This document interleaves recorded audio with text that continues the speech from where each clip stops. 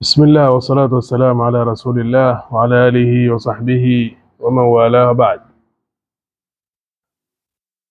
Nipi hukumu ya khilafa?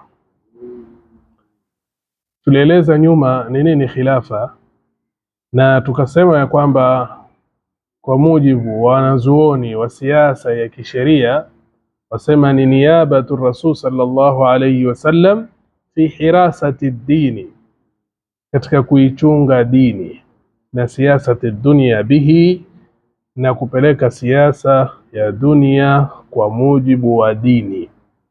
Mtume sallallahu alayhi wasallam katika hadithi yake tukufu anasema kanat banu Israil tasusuhumul anbiya, wana wa Israeli wana siasa wao walikuwa wakipeleka maisha yao ni manabii. Kullama halaka nabiyun khalafahu nabii, akifa mtume huja mtume mwingine nafasi yake.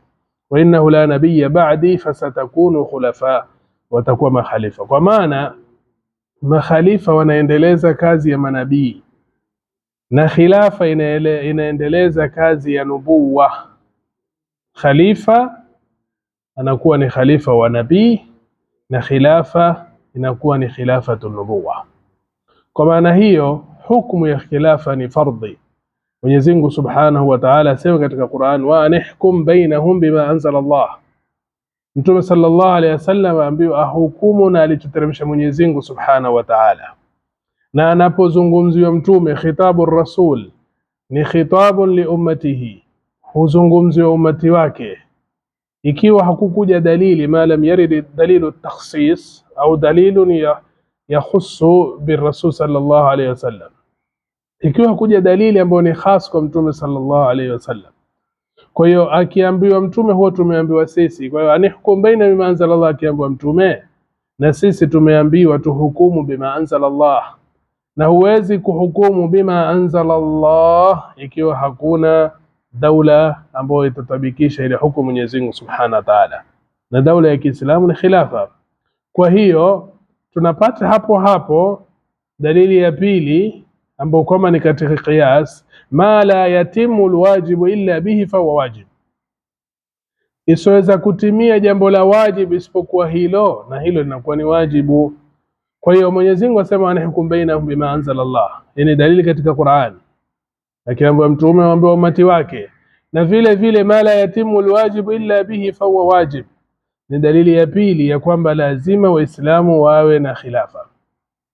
Dalili ya tatu ni hadithi ya mtume sallallahu alayhi wasallam anasema, man mata wa laysa fi unuqihi bay'a mata mitatan jahiliya, ambaye atakufa na hana katika shingo yake imamu kiongozi anastahiki bai'a, amekufa kifo cha kijahilia. Kwa hivyo lazima waislamu wawe na imam, wawe na khalifa, kiongozi. Ikiwa watu wako katika safari, watu watatu, ambao mmoja awe kiongozi wao. Iweje umma takriban bilioni 2 katika ulimwengu lakini hawana kiongozi, hawana imam? Kwa hiyo ni wajibu waislamu kuwa na khilafa, ni wajibu waislamu kuwa na khalifa. Dalili ya 4 ni ijma'u sahaba. Masahaba hawakumzika mtume sallallahu alayhi wasallam illa baada ya kumteua Sayyidina Abu Bakar radhiyallahu anhu katika Saqifa ya Bani Sa'ida kwamba ni khalifa wa mtume sallallahu alayhi wasallam. Mtume alikaa ndani takriban siku moja au mbili kwa riwaya zinazosema. Alikufa Jumatatu, Jumanne akazikwa Jumanne, baadhi ya riwaya akazikwa Jumatano. Lakini kilichochelewesha mazishi ya mtume sallallahu alayhi wasallam ilikuwa ni kuangalia nani atakuwa khalifa wa mtume sallallahu alayhi wasallam.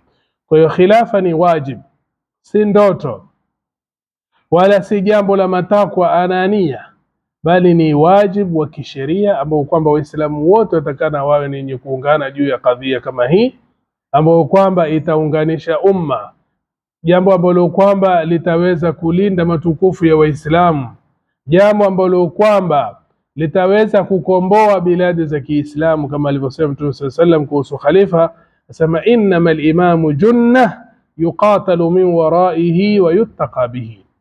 Imamu ni ngao, watu wanapigana nyuma yake na wanajikinga naye. Wassalamu alaykum wa rahmatullahi wa barakatuh.